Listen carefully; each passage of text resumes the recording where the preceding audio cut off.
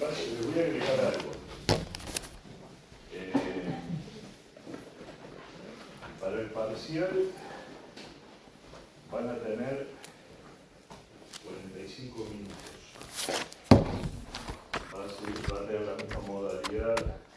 Bueno, la vez pasada tardaron 45 segundos. Creo que van a tener tiempo para hacerlo y... ¿Cómo?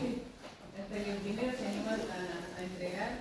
Claro, sí, fue más o menos el tiempo. Bueno, pero ese mismo día, en una segunda etapa, van a tener que resolver un caso práctico. No es que les voy a dar el caso práctico ese día. Yo les comenté algo, les adelanté algo en la clase anterior. Es algo que ustedes ya han visto. Y va a estar relacionado con un tema de derecho colectivo del trabajo.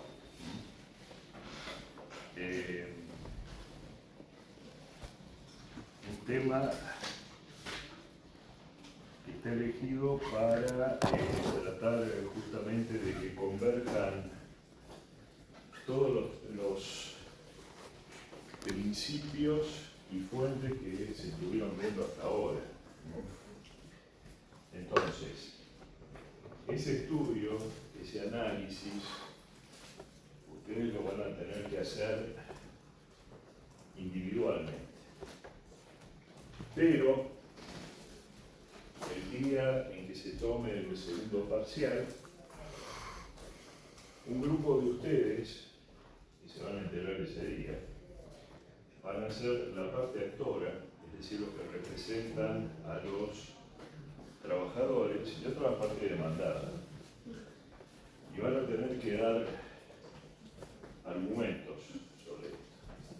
Esa es la idea del caso. Y como les decía, bueno, van a recibir las indicaciones, las pautas, qué es lo que tienen que investigar de aquí hasta esa fecha. Yo hubiera preferido dedicar una clase especial a eso, pero ya nos quedamos sin tiempo. Ya nos quedamos sin tiempo y además es necesario tener una calificación ese día para ver quiénes van a recuperatorio la próxima clase. Entonces, hoy lo que vamos a ver, para que ustedes tengan una introducción simplemente del tema, va a estar referido a los conflictos colectivos de trabajo. Conflictos colectivos de trabajo que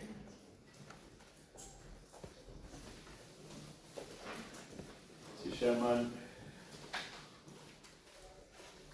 lo que pueden ser, mejor dicho, de dos tipos. Hay conflictos de intereses. Nosotros vimos ya que la asociación sindical defiende el interés profesional de los trabajadores y también vimos que de alguna manera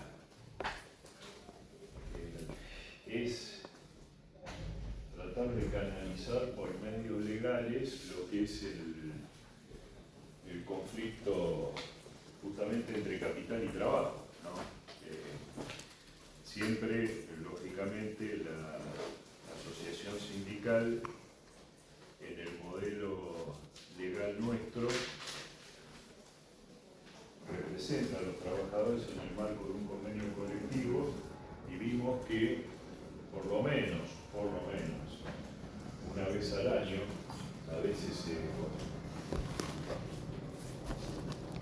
con una frecuencia más acotada, porque lógicamente cuando hay mucha inflación, la negociación es más intensa, hasta 2 veces al año se reúnen las partes en las llamadas paritarias y también por una vieja costumbre en nuestro país, prácticamente lo único de lo único que se habla y lo único que se negocia son salarios. Rara vez se modifica el convenio, se incorporan cláusulas distintas.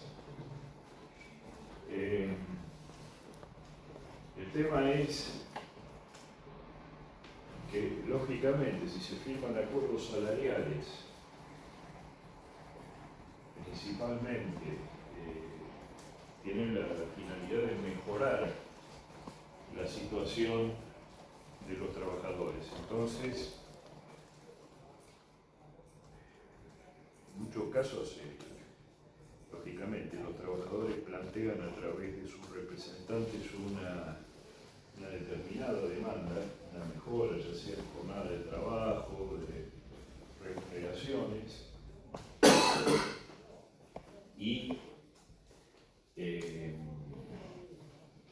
la parte empleadora tiene la obligación legal de negociar colectivamente. De lo que no tiene una obligación es de llegar a un acuerdo. Entonces es ahí cuando empiezan las tensiones y aflora la posibilidad de que existan medidas de acción. Ahí hay que ser muy prudente cuando uno utiliza a veces las palabras, porque a veces se utiliza la expresión medidas de acción directa, y a veces esa expresión medidas de acción directa parece evocar, digamos, la posibilidad de actos violentos o al margen del orden legal. Y lo cierto es que muchas veces ocurre esto. Nosotros hablamos en la clase anterior de que es difícil a veces, justamente por la dinámica social y este tipo de situaciones, imaginar una medida de acción como un acto jurídico, como un acto jurídico que lo es, pero que lógicamente puede tener, puede desbordar de determinadas causas, ¿no?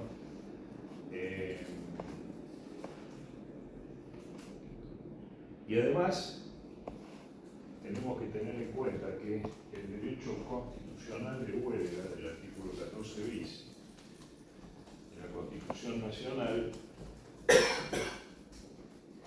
existe no solamente en el ámbito del sector privado, también están los trabajadores del sector público que en muchos casos, está bien, no hay una identidad exacta entre prestaciones que brinda el Estado y servicios esenciales. Puede haber servicios esenciales que prestan sujetos de la actividad privada, como por ejemplo y además hay que ver la calificación legal, ¿no?, de esos servicios. Por ejemplo, la salud, la educación, uno imagina, supone que son servicios esenciales, pero para eso tiene que haber una calificación legal. ¿Por qué? Porque hay una reglamentación de la huelga en los servicios esenciales. Entonces, fíjense que acá tenemos un tema también constitucional, porque si, por ejemplo, los servicios son esenciales para los ciudadanos, para los consumidores, etc., ahí hay un conflicto de derechos no solamente entre los trabajadores y los empleadores, sino también que hay terceros acá que pueden recibir algún tipo de perjuicio. Por eso la regulación, esa es la causa por la cual hay una regulación de la huelga en servicios esenciales. Y ahí, cuando hablamos de servicios esenciales que no se pueden interrumpir ustedes saben que existe una reglamentación sobre la obligatoriedad de mantener ciertas guardias mínimas de servicios esenciales. Entonces ahí, ¿se acuerdan que nosotros hablamos en la misma clase de cuál es la magnitud o la relación de proporcionalidad que tiene que haber entre un derecho y su reglamentación, para que la reglamentación no lo termine desvirtuando? Si, por ejemplo, se exige para un determinado servicio esencial y para que no sea declarada ilegal la huelga, que haya una guardia mínima del 75%, ahí puede haber evidentemente un desborde en lo que es la facultad de reglamentar el derecho, o no, depende, son otras cuestiones que se discuten, ¿no? Que se discuten y acá ustedes, por ejemplo, lo que pueden tomar como referencia, yo no sé si como parámetro, ¿no? Pero como referencia es qué considera razonable en cuanto a la afectación del derecho de huelga la Organización Internacional del Trabajo, o por lo menos qué porcentajes de esos servicios que deben ser mantenidos considera que es razonable. Y hay actividades que no están relacionadas con los servicios esenciales, que son netamente privadas, actividades industriales, comerciales, que parecen ir por otro carril, ¿no? Ahí no hay una reglamentación que obligue, por supuesto, a mantener determinadas prestaciones, con lo cual el tema a veces se pone más complicado, ¿no? Más anárquico a veces. ¿Por qué suponen ustedes que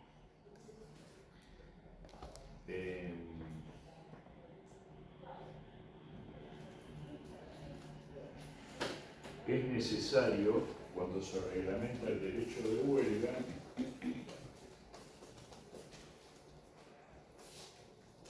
que se cumplan determinadas condiciones?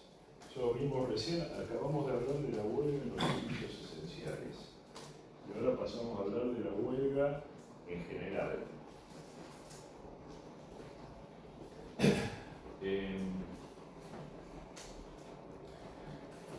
¿Qué es la huelga? Lo pregunto en general, estamos teniendo una conversación. ¿Qué es la huelga? Abstenerse de realizar las tareas habituales de trabajo. Un instrumento que tienen los trabajadores. ¿Puedes volver a repetirlo? Es la abstención, digamos, de un grupo de trabajadores a realizar las tareas cotidianas. O sea, de no hacer las tareas que hacen habitualmente. Y esa abstención, ¿quiénes la hacen? Estamos hablando de derecho colectivo de trabajo, ¿no? ¿Los sindicatos? Bien, pero son los trabajadores, ¿no? O sea, pareciera que tiene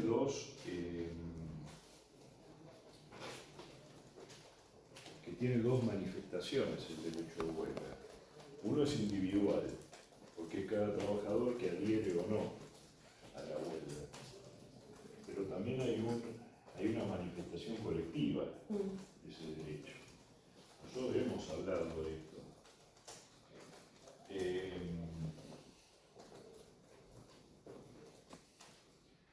Está bien lo que dijiste respecto de la abstención. Ahora, es la abstención colectiva, ¿no? Colectiva y concertada. Algún autor agrega y solidaria también. Bueno, está bien. Ponele. Suponer, digamos, que hay cierta solidaridad, pero digamos, lo cierto es que es colectiva, es concertada. concertada, porque están de acuerdo obviamente los trabajadores, más allá de la subjetividad de cada uno. Y además, digamos que, como decíamos recién, que esto se manifiesta también en determinada actitud de cada trabajador. Porque quizá una cosa es la conducta que asumen, por ejemplo, los representantes gremiales y otros trabajadores que no lo son. En el plano general, más allá de la huelga de los servicios esenciales, temas sobre el cual no vamos a ahondar, pero sí vamos a ver, y vamos a tratar hoy, el tema de la regulación sobre conflictos colectivos de trabajo a nivel nacional, el tema procedimental, es decir, cómo se maneja el conflicto, ¿por quién? Por la autoridad administrativa, por el Ministerio de Trabajo. Es decir, cuando hay un conflicto colectivo, está de alguna manera, no sé si amenazado, pero sí lógicamente comprometido el orden público. Entonces, aquí actúa ¿quién? La justicia, el poder judicial. Por ejemplo, si ustedes ven que hay hechos de flagrante violencia en la calle, ¿quién interviene? ¿El poder judicial? No, interviene la autoridad administrativa. La policía que es la autoridad administrativa. Cuando hablamos de policía, en general, no estamos hablando de los muchachos de uniforme que vemos en la calle, estamos hablando de, digamos, el contralor que hace el Estado de determinadas actividades que considera que hacen a una convivencia social civilizada.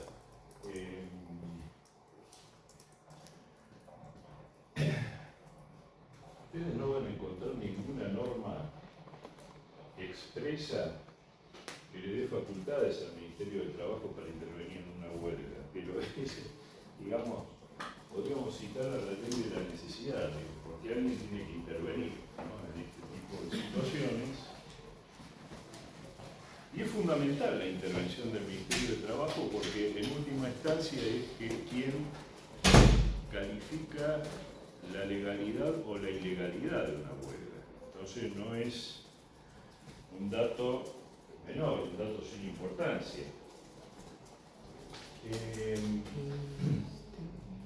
La ley 14.786, que ustedes tienen que leer, una ley que no es muy extensa, regula los conflictos, 14.786, regula los conflictos colectivos de trabajo.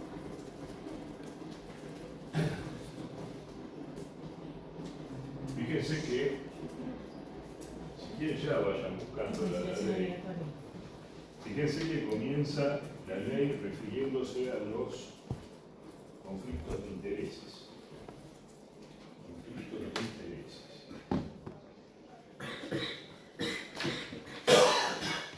Ahora,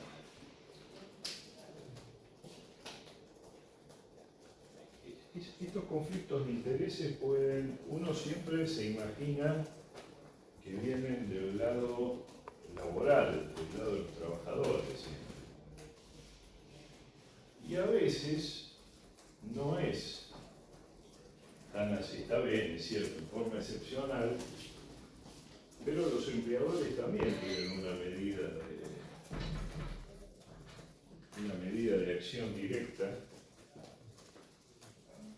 a la cual los poderes públicos le tienen mucho más miedo que una huelga,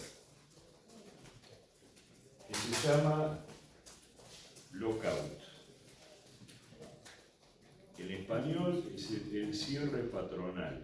Es decir, ¿qué significa el lockout? Cierran el establecimiento y no dejan ingresar a los trabajadores. Esta es la contracara de la huelga. Algunos le dicen contrahuelga, bueno, de distintos nombres. Ahora, entonces, fíjense que si hay una huelga con posibilidad latente de que se desborden los marcos normales, digamos, de convivencia, existe también como última defensa por parte de los empleadores el lockout, realmente eso nos da la explicación de por qué interviene la autoridad administrativa, por qué interviene el Estado. El Estado no puede permitir que una situación de ese tipo tenga tal magnitud, bueno, que exceda a los protagonistas, ¿no? A la asociación sindical, en su caso, y a la parte empleadora.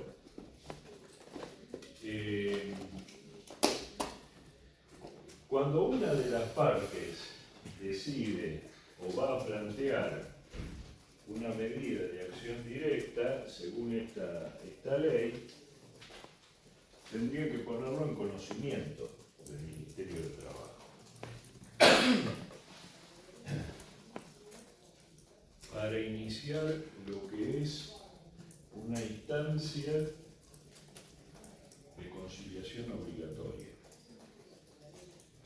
Es decir, el Ministerio del Trabajo le dice, bueno, muchachos, tratemos de llegar a un acuerdo razonable, para lo cual, por supuesto, no tiene todo el tiempo del mundo. El Ministerio del Trabajo tiene 15 días. Tiene 15 días y durante ese lapso de tiempo, cuando inclusive esa ley le da justamente al Ministerio de Trabajo, ustedes han oído hablar de la conciliación obligatoria, la famosa conciliación obligatoria, que uno la conoce más en los servicios públicos, ¿no? Dice, bueno, por ejemplo, los ferroviarios acataron la conciliación obligatoria. Bueno. ¿Después eso se puede con la de los neumáticos? ¿Con la de los neumáticos? Sí, puede ser también, puede ser. Lo que pasa es que, bueno, es interesante el tema que está mencionando porque hay conflicto en la medida, fíjense lo que es una paradoja, ¿no? Pero lógicamente solamente puede haber conflicto si las dos partes están interesadas en la continuidad de la relación, solo que han llegado a una situación en la cual evidentemente no se han puesto de acuerdo, pero digo, ¿por qué comento esto? Porque en el caso de FATE, si digamos, es lo que siempre hablamos en estas clases, la relación de dependencia. Lógicamente, la parte fuerte es la parte empleadora, la parte empresaria. Si, por ejemplo, el empleador decide el cese de la actividad empresarial, se va y no tiene sentido. Vieron que después lo que pasó justamente con FATE fue que en los días posteriores había un grupo de trabajadores que decían, no, estamos esperando la conciliación, no, que si ya se habían ido. Es decir,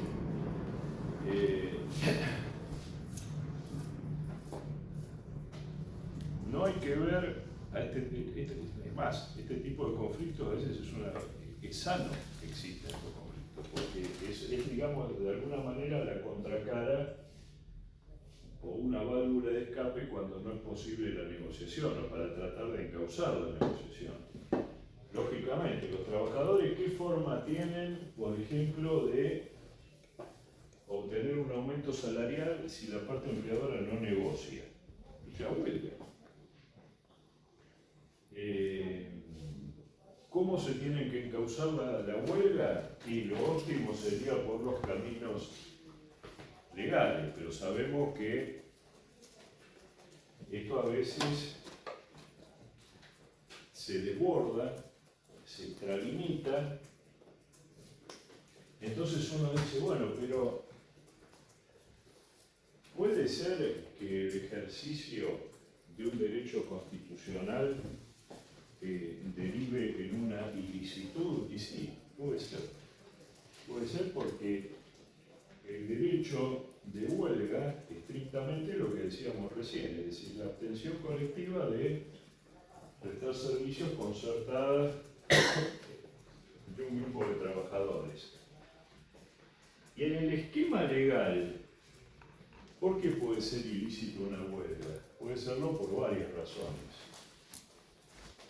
En primer lugar, por ejemplo, si hablamos de huelga y hablamos de que necesariamente es un derecho colectivo, estamos diciendo que no cualquiera puede hacer una huelga. No nos juntamos nosotros, hacemos una huelga. No.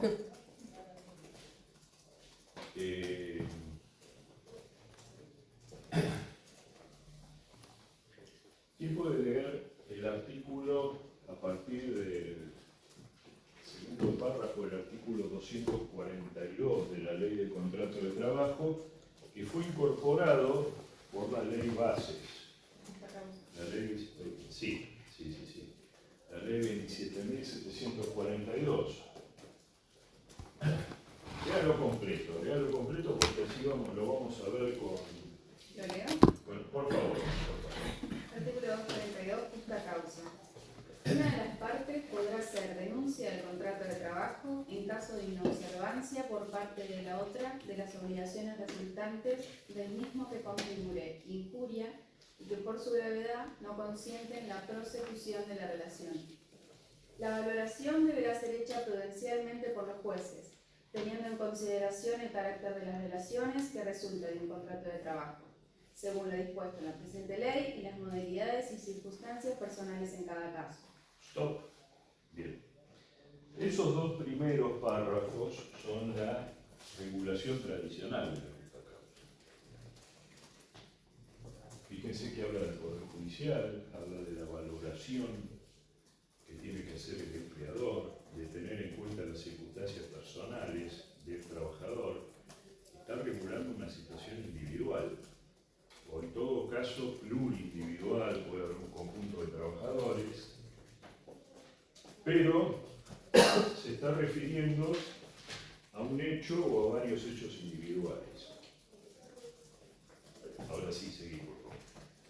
Podrá configurar grave injuria laboral como objetiva causal de extinción del contrato de trabajo la participación activa en bloqueos o tomas de establecimiento.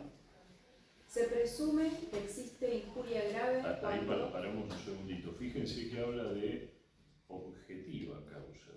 Es decir, el hecho colectivo configura una causal objetiva. O sea, cuando uno habla de injuria laboral, pareciera referirse, porque la primera parte habla de un incumplimiento lo suficientemente grave como para justificar la ruptura del contrato de trabajo.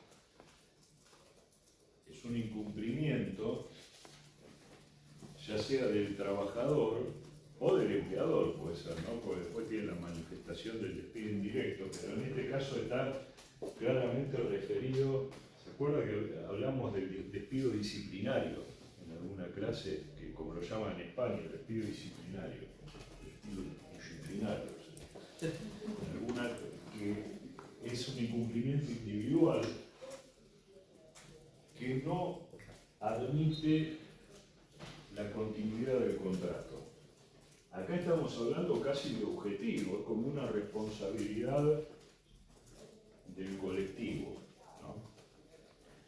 Y habla de toma de establecimiento y qué otra más. Participación activa en bloqueos. Y participación activa en bloqueos. ¿Y cómo sigue el artículo? Se presume que existe injuria grave cuando, durante una medida de acción directa, a. se afecte la libertad de trabajo de quienes no adhieran a la medida de fuerza mediante actos, hechos, intimidaciones o amenazas. B. Se impida o obstruya total o parcialmente el ingreso o egreso de personas y o cosas al establecimiento. C. Se ocasionen daños en personas o en cosas de propiedad de la empresa o de terceros situados en el establecimiento, como instalaciones, mercaderías, insumos, materias primas, herramientas, etc., o se las detenga indebidamente. Previo al distracto, el empleador debe intimar al trabajador al cese de la conducta injuriosa, excepto en el supuesto de daños a las personas o cosas previstos en el inciso C, donde la producción del daño torna inoficiosa la intimación. Bien, y ahí termina. Sí. Bien. Entonces, fíjense que está bien, la huelga aparece entonces como un hecho colectivo, como un hecho también objetivo, que si se manifiesta a través de los hechos que describe la norma, puede justificar, o mejor dicho, la misma norma, ¿no? Dice que hay una presunción de que hay una injuria laboral que justifica el despido,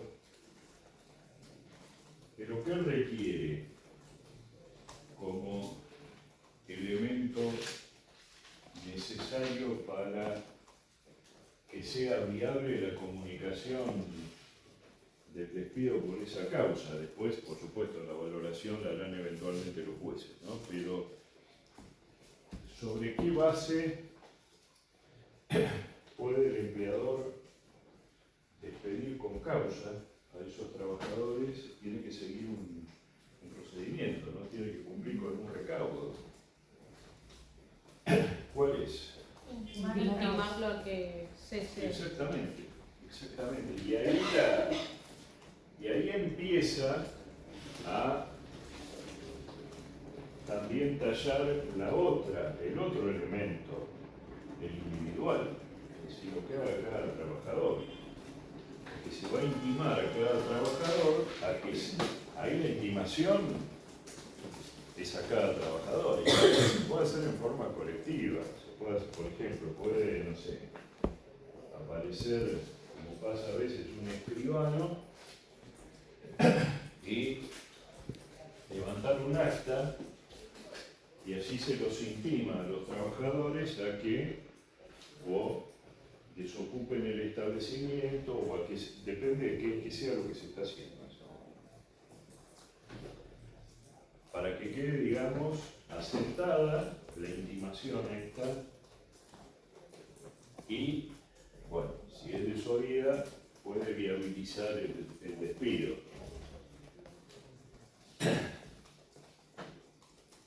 Hay un caso en el cual no es necesario intimar, que es cuando ya se produjeron daños. Creo que agrega ahí el 242, dice, porque ya deviene inoficiosa la intimación. Es decir, que no sirve para nada. Así, hablando en criollo. Bueno, ¿y cómo juega en todo este tema la autoridad administrativa?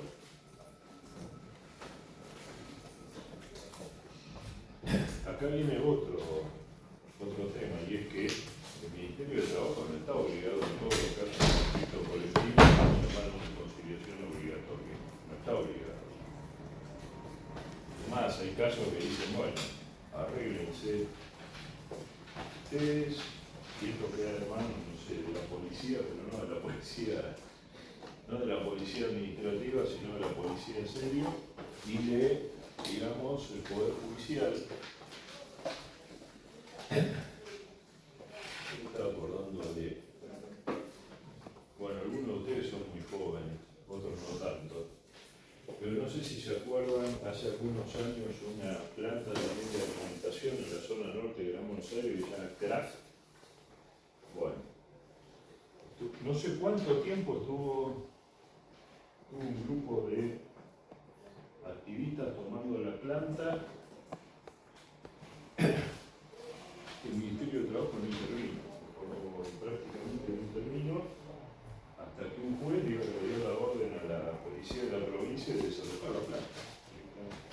Entonces, depende de la gravedad, de la importancia del conflicto, de los intereses involucrados, de una serie de razones. También el poder público hace una evaluación y dice intervengo o no intervengo. Hace décadas también yo recuerdo algún momento que habían tomado lo que era la planta de Ford allá en Pacheco. El Ministerio de Trabajo prácticamente intervino, creo que a último momento. Entonces, esto depende de la situación. Generalmente cuando hay de por medio algún servicio público o muchos consumidores o ciudadanos que no tienen nada que ver con el tema afectado, ahí interviene el Ministerio de Trabajo.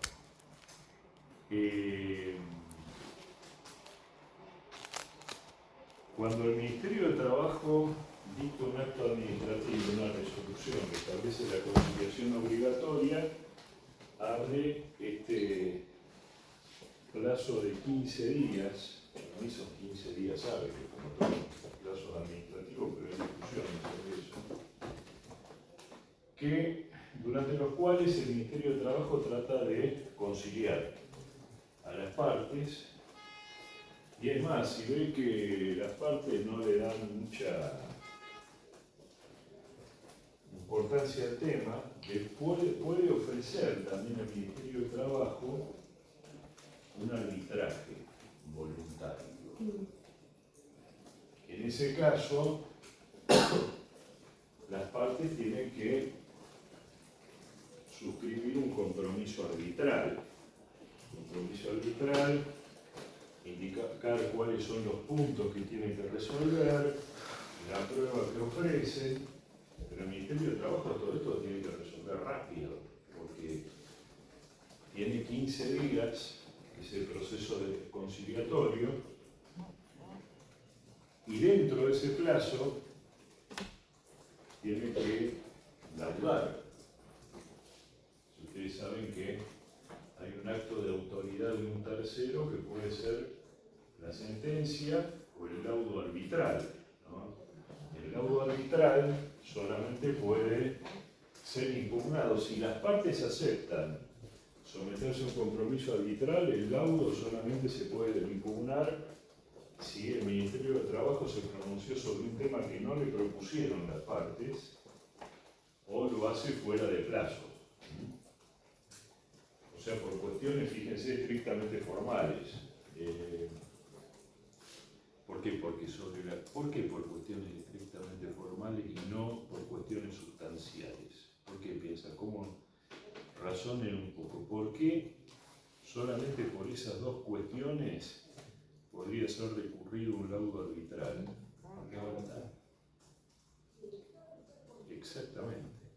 Porque sobre la sustancia del tema voluntariamente se han sometido al laudo.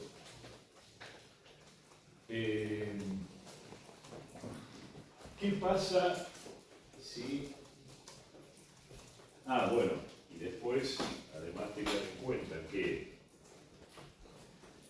si comienza el conflicto, si comienzan las medidas, ¿no? Que por lo general por parte de los trabajadores son, como vimos recién, la abstención colectiva de prestar servicios o inclusive el trabajo, el llamado trabajo a reglamento, que implica trabajar por debajo del rendimiento normal, que a veces los empleadores prefieren que directamente se abstengan de trabajar antes que trabajar de esa manera, porque causa más perjuicio económicamente muchas veces a la empresa este tipo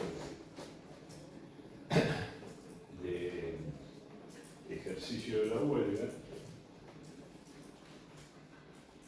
sindicato se tiene que abstener, el sindicato y el trabajador se tiene que abstener de todo tipo de medida y tiene que trabajar normalmente. Y el empleador se tiene que abstener de despedir, de modificar las condiciones de trabajo, que son principalmente las actitudes o lo más grave, que es lo que habíamos visto recién, de cerrar el establecimiento, ¿no?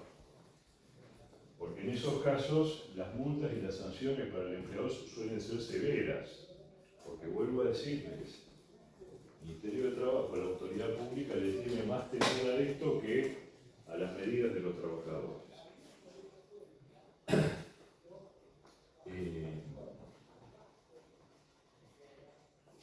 A veces el Ministerio de Trabajo ordena, inclusive puede dictar una orden que se llama de retrotraer. De retrotraer, ¿qué significa? Devolver las cosas hacia atrás, hacia una determinada fecha que fue la del comienzo del conflicto, y si se despidió a trabajadores, generalmente opera con esa retroactividad, ¿no? Si se despidió a trabajadores y se dicta la orden de retrotraer, tiene que ser reincorporados al trabajo. Si finaliza el plazo de 15 días sin llegar a ningún tipo de acuerdo, ya ahí las partes quedan liberadas para seguir manejándose como lo consideren prudente. Recién hablábamos de cómo juega un artículo como es el 242, que está más diseñado para valorar una injuria laboral individual, que la verdad que para meterse en este tipo de asuntos, pero además de la valoración que puede hacer el empleador y de esta intimación de la que hablábamos hace un instante, también otro elemento fundamental es la calificación administrativa de la huelga, porque el Ministerio de Trabajo, cuando cesa el procedimiento, inclusive lo dice expresamente la ley 14.786, si por ejemplo ofrece una solución conciliatoria y las partes no lo acatan injustificadamente, puede elevar un informe y inclusive considerar que la huelga es ilegítima. Si la calificación del Ministerio del Trabajo habla de la ilegitimidad de una huelga, por supuesto que en nuestro país, por lo menos en nuestro ordenamiento institucional, ustedes saben que cualquier resolución administrativa es revisable judicialmente. Pero no es un debate libre en este caso, es decir, para que el Poder Judicial, y esto lo ha dicho la Cámara Nacional de Apelación del Trabajo, deje sin efecto una calificación de la huelga por parte de la autoridad administrativa tiene que haberse manejado con una arbitrariedad y razonabilidad manifiesta. Y generalmente, cuando se disparan los despidos con causa, después lógicamente que el Ministerio de Trabajo declara la ilegitimidad de la huelga. Ahí es donde lógicamente el empleador aprieta el acelerador porque tiene un elemento para justificar también el despido. Así que bueno, ese es el... Después hay discusiones sobre si la competencia para resolver este tipo de conflictos necesariamente nacional o provincial. Prácticamente todas las provincias tienen leyes sobre conflictos colectivos de trabajo. Por ejemplo, la provincia de Buenos Aires tiene una ley que creo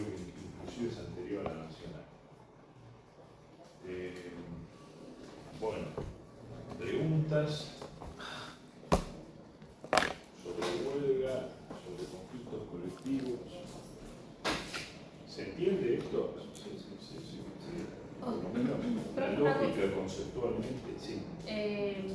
Si la huelga es determinada ilegítima, Sí. depende de la circunstancia, de la irrazonabilidad y arbitrariedad de los trabajadores, ¿se podría dar lugar a que se los despida por esa conducta? Sí, claro, claro. Pero todo esto siempre a la luz ahora del cuidado, 242. claro, cuidado porque normalmente cuando un trabajador es despedido, hay un tema también que les quiero comentar. Cuando un trabajador es despedido por causa de huelga, igualmente muchos jueces del trabajo han dicho también que hay que valorar individualmente La conducta, situación, sí. exactamente, las condiciones personales. Ahí volvemos a los primeros dos párrafos del 242, ¿no? Entonces, ahí hay que ser cuidadoso, pero bueno, si el Ministerio de Trabajo declara la ilegalidad de la huelga y el empleador los intima a los trabajadores a retomar tareas y no lo hacen, y bueno, ya me parece que es difícil que se pueda revertir eso. El tema de los salarios durante la huelga.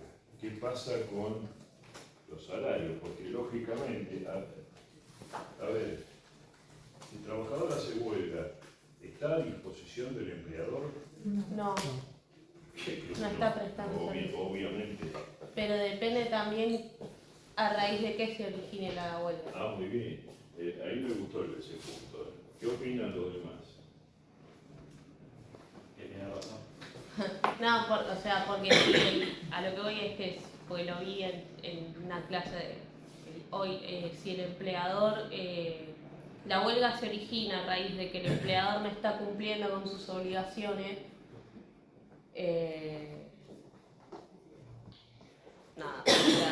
debería Y el debería pagar. y el incumplimiento de las obligaciones, ¿es individual o colectivo? Del empleador.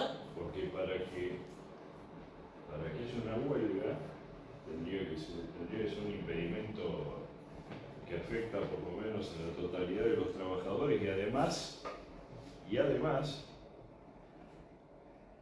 los trabajadores, por ejemplo, que deciden reclamar a través de esa vía, que es la huelga, tendrían que tener el aval del gremio. Sí, del sindicato. Sindicato. O sea, se dan cuenta que es bastante, o sea, en principio hay que ver bien siempre las circunstancias de cada caso, porque una cosa es el incumplimiento, supongamos, no sé, que el empleador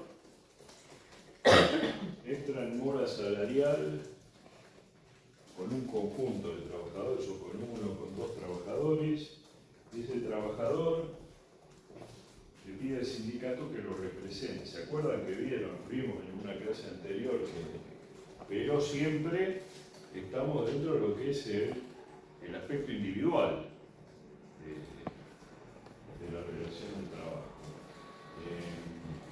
Otra cosa es que se estén negociando colectivamente con vistas a un acuerdo colectivo de incremento de salarios y que los empleadores, a criterio de los trabajadores, se nieguen injustificadamente a otorgar un aumento o siquiera a negociar un aumento. Porque ustedes saben que acá está el tema también, ¿no? Porque uno puede decir, bueno, está bien, existe la obligación de sentarse a negociar. Y ahí ustedes van a encontrar a alguien que les va a decir, sí, negociar, podemos negociar. Ahora, llegar a un acuerdo es otra cosa. Entonces, se dan cuenta que es difícil el tema, ¿no? O sea, siempre hay tensión, hay conflicto. Sí, un conflicto de intereses es un conflicto de derechos, en caso de que si no me pagan, hago huelga. Si no me pagan, hago huelga. Y ahí el empleador sí Porque debería. está comprometido el interés de la categoría, Claro. la categoría profesional, que también lo vimos ese tema, pero está bien lo que está agregando la compañera porque habla de conflicto de derechos también, que también lo menciona la ley 14.786, pero fíjense que ¿cuál puede ser? Por ejemplo, un conflicto de interés ya vimos cuál es, decir, por ejemplo, un aumento salarial o una mejora. Pero un conflicto de derecho. El conflicto de derecho es cuando hay dos posiciones distintas sobre, por ejemplo, la interpretación de una cláusula de convenio. Y en principio, los conflictos de derecho, ¿quién los resuelve? ¿Quién tiene competencia para resolver un conflicto de derecho? Recién vimos que cuando es un conflicto de interés, siempre primero se pronuncia la autoridad administrativa y explicamos las razones por las cuales. Ahora, es un conflicto de derecho. ¿Quién tiene la última palabra? Los jueces, podemos judicial.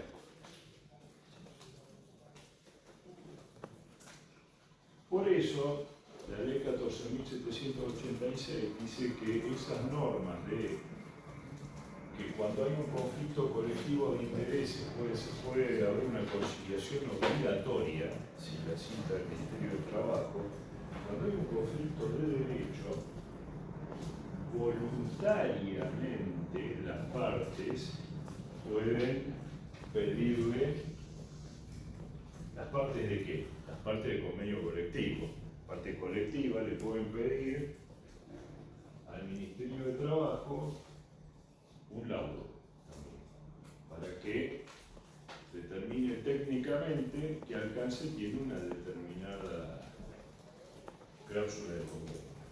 Después, si en algún momento leen algún convenio colectivo de trabajo, van a ver, por ejemplo, algunas cláusulas dice laudo de tal fecha, porque evidentemente no se habían puesto de acuerdo sobre el alcance. Ustedes habrán oído hablar del laudo gastronómico, el laudo 29 de los metalúrgicos. Bueno, todo esto son actos administrativos o laudos de la autoridad administrativa que fijó o determinó el alcance de determinadas cláusulas de convenio, ¿no? Bueno, en la semana van a estar recibiendo las pautas para el trabajo práctico. No nos queda mucho tiempo. Vamos a ver si vemos convenciones, algo de convenios colectivos, porque hay una modificación importante a la ley de organización laboral y es útil ver el sistema anterior y el actual. Yo creo que ya se nos fue el primero.